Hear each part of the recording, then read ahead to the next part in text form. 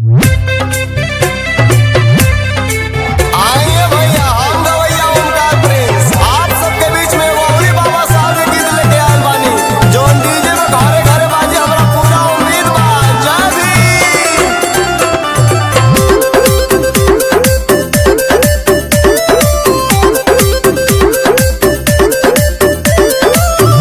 हर देशवा बचाए बाबा लिख संविधानवा, तो देशवा बचाए बाबा लिख संविधानवा।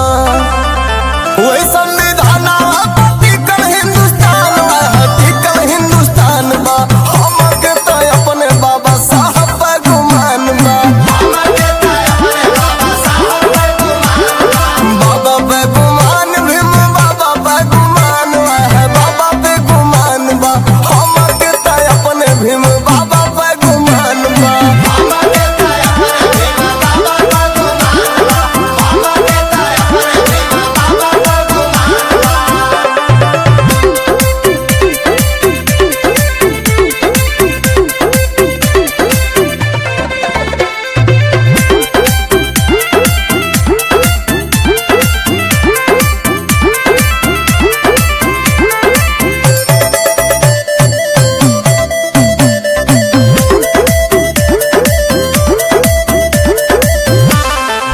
हर देशवा के खातिर बाबा गइल बहरवा, तब जाके हमनी के मिलल अधिकारवा। हर गरवा में हाड़ी लटके कमर में कुचवा, हम मांग बढ़ाए बाबा भइले सिर ऊंचवा। छोट बड़े आज सभे कहीं समान रे, कहीं समान बा। हमके तो अपने भीम बाबा पे गुमान बा।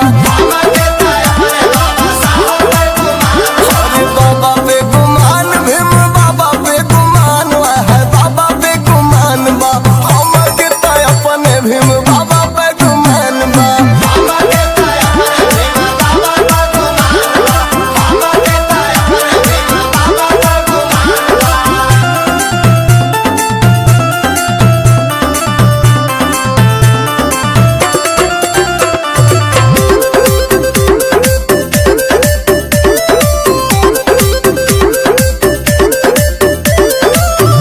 अरे बाबा मोर महान दिहल ज्ञान के गठरिया, शिक्षा से दूर होई जिंदगी के अनहरिया।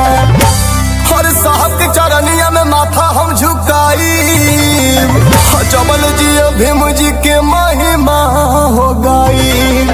दीपक